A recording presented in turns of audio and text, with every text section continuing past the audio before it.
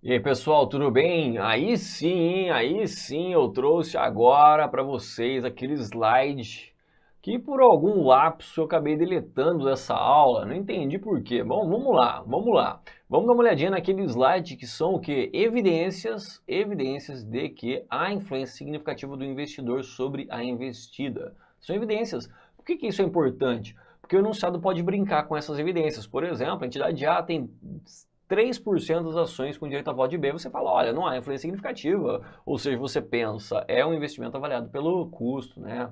Pelo método custo.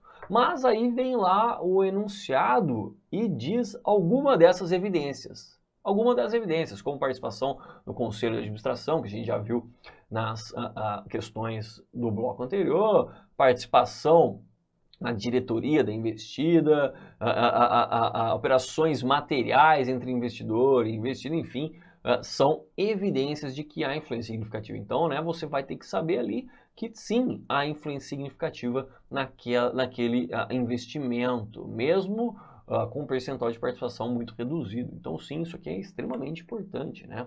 Então, olha lá. Segundo o CPC 18, a existência de influência significativa por investidor geralmente ela é evidenciada por uma ou mais das seguintes formas. Então essa primeira aqui, muito cobrada, né, nas provas, nas questões que a gente verificou no bloco anterior, então ela é a representação no conselho de administração da investida ou ainda na diretoria, né, da investida. Então essa aqui é uma evidência de que há influência significativa. Então se o enunciado falar para você que há representação no conselho de administração, na diretoria da investida, sim, trata-se de uma influência significativa. Além disso, participação nos processos de políticas, inclusive decisões sobre dividendos e outras distribuições, que a gente viu foi exatamente aquela questão, né? A questão de número 5, aqui a alternativa C, exatamente isso aqui, a influência significativa da investidora pode ser verificada pela participação no processo de criação de políticas em decisões aqui sobre dividendos e outras distribuições, exatamente o que o CESP cobrou aqui nessa prova. Operações materiais entre investidor e investida, por exemplo, né, não há aqui uma definição muito clara do que são operações materiais, mas, por exemplo, se o investidor é o único fornecedor da investida, sim, há operações materiais entre elas. Se ele pode ser o único cliente do seu investidor, também sim, há operações materiais, percebe? Pronto.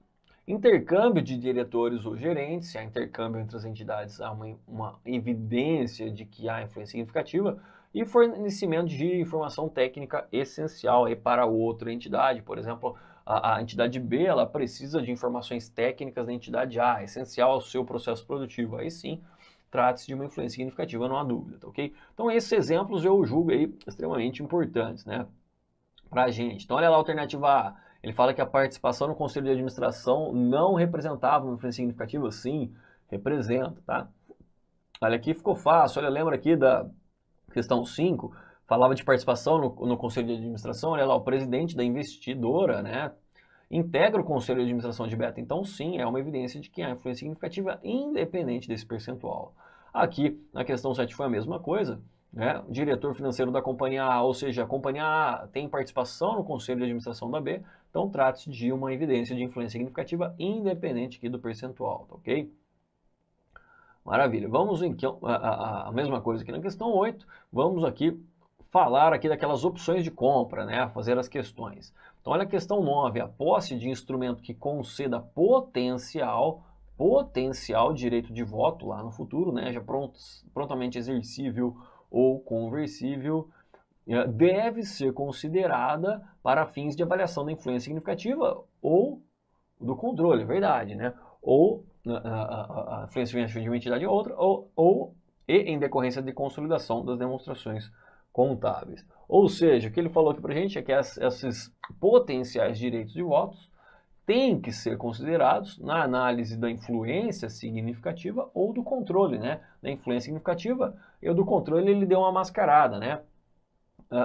E em decorrência da consolidação. Quem consolida, né, são as controladas, ou seja, se há influência significativa ou se há controle. Ele apenas deu aqui uma maquiada, né, nesse controle. Quem consolida são a controladora com suas controladas. Então isso aqui está correto, né? A gente viu que realmente esses poderes adicionais de voto devem ser considerados se há influência significativa ou controle. Sim, são considerados. A questão 10 fala que a intenção da administração é a capacidade financeira de exercer ou converter esses potenciais direitos de voto são elementos essenciais para avaliar se tais direitos contribuem para a influência significativa ou para o controle. Está errado, né? A gente viu que a intenção não é levada em consideração, senão ficaria muito subjetivo, né? Eu não levo a intenção e nem a capacidade financeira da entidade em exercer ou converter esses potenciais. Lembra? Olha lá, cadê? Exceto, né? Exceto, né? A intenção e a capacidade financeira de exercê-los, ok? Se a entidade não leva em consideração isso aqui. Então tá errado aí. Bom, vamos analisar agora, né, mais a fundo o médio de falência patrimonial. Eu já falei no início da aula, né, que o médio de falência patrimonial é mero ajuste, realizado para refletir alterações pós-aquisição do patrimônio líquido lá da investida lá no balanço patrimonial da investidora, lá no seu ativo não circulante de investimentos. Já falou do médio de falência patrimonial, que a gente vai chover no molhado, né? Chover no molhado. Então, olha lá, pelo médio de falência patrimonial, o investimento em coligada, empreendimento controlado em conjunto e controlada, deve ser inicialmente reconhecido pelo custo. E o seu valor contábil será o que? Ajustado, aumentado ou diminuído pelo reconhecimento da participação do investidor, ou seja, pelo seu percentual de participação, nos lucros ou prejuízos do período gerados pela investida, ou seja, apurados pela investida. A participação do investidor no lucro ou prejuízo deve ser reconhecido no resultado do investidor. Lembra do lançamento do médio de falência patrimonial? Se a investidora apurou um lucro, se a investida apurou um lucro, a investidora vai reconhecer isso aqui mediante um lançamento de investimentos, aumentando o investimento, e o crédito em resultado de falência patrimonial, olha lá, aumentando o resultado da própria investidora. Exatamente o que ele falou aqui. Ele diz que as distribuições recebidas da investida reduzem o valor contábil do investimento. A gente já fez esse lançamento aqui, né? A gente já fez esse lançamento aqui exatamente aqui, né? Crédito aqui, olha. Crédito e investimentos incontrolados diminuindo o valor desse investimento. A gente já fez essa análise.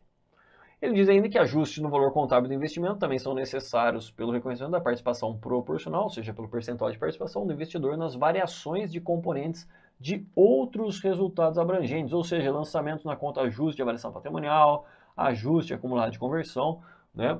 Ou seja, são ajustes que afetam diretamente o PL, não transitando pelo resultado, né? Então, se a investida realizou lançamento nessas contas, diretamente no seu PL, a investidora também tem que fazer esse lançamento. A gente já fez esse lançamento também aqui, né? Aqui, olha lá. Lembra que a investida apurou R$10.000 na sua conta justa de avaliação patrimonial diretamente no seu PL. A investidora, de forma reflexa, reconheceu também seu PL ajustando o valor do investimento. Então a gente já falou sobre isso, né? Então, tais variações incluem aquelas decorrentes de reavaliação de ativos imobiliários. É lógico que isso aqui é letra morta, né? Isso aqui é letra morta para a legislação brasileira, não para as normas internacionais. Quando a gente fala de CPC 26, a gente está estudando, né, as normas internacionais, né? Mas isso não é aplicado à legislação brasileira, porque a reavaliação de ativos está proibida, né? Devido ao seu mau uso, né? Por que a reavaliação de ativos, que antigamente era permitida, também provocava um ajuste no médio de falência patrimonial? Ora, porque, por exemplo, eu aumentei, né, a investida, reavaliou um imobilizado, na época era possível, ela reavaliou aumentando o valor do seu imobilizado. Então ela fez um débito no valor do seu imobilizado, aumentou o seu ativo. O crédito correspondente era direto no seu PL, na conta reservas de reavaliação.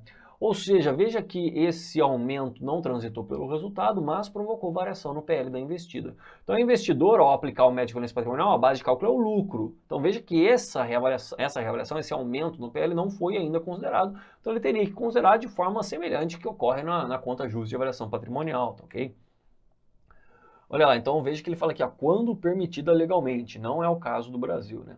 E das diferenças de conversão em moeda estrangeira quando aplicado, porque isso aqui é a conta ajuste acumulado de conversão. Então, quando a investida faz o lançamento na conta ajuste acumulado de conversão, a investidora também tem que reconhecer isso aqui de forma reflexa, né? Então, olha lá, a participação do investidor nessas mudanças deve ser reconhecida de forma reflexa, ou seja, em outros resultados abrangentes, lá no patrimônio líquido do investidor, ou seja, na conta ajuste de avaliação patrimonial ou ajuste acumulado de conversão do próprio investidor, ou seja, não afetando o seu resultado. Então, cuidado, né? Foi exatamente o que a gente fez. O que afetou o resultado aqui? O resultado do investidor. Olá, meus amigos, minhas amigas, e aí, gostou, curtiu o professor Igor Sintra? Top de linha, professor Igor Sintra, professor aqui da Lá Concursos, o professor de contabilidade geral e contabilidade avançada. Quero fazer um convite muito especial. Primeiro, para você concluir a gravação dessa aula, você terminar essa videoaula, porque você assistiu apenas um pequeno pedaço da totalidade da aula. Eu quero dizer para vocês o seguinte, que nós aqui da Lá Concursos, nós temos um super projeto de Cefaz Brasil, é isso mesmo. Todos os concursos de Secretaria de Estado de Fazenda, nós aqui da Lá Concurso, nós estamos preparados para te atender. Então, olha só, essas aulas, o módulo completo de contabilidade geral e contabilidade avançada e algumas revisões encomendadas para o professor Igor Sintra, este módulo, mais as outras disciplinas do concurso de Cefaz. Professor, quais outras disciplinas? Português, matemática, os direito administrativo, constitucional, civil, se tiver, penal, qualquer direito que tiver, mais legislação específica, direito tributário e assim por diante. Nosso curso, qualquer curso de Cefaz Brasil, ele custa apenas 10 parcelas de R$60. 600 reais é o nosso curso. Este curso nosso Cefaz com as aulas do professor Igor Sintra custa apenas R$600. É isso mesmo, R$600, 180 dias de acesso.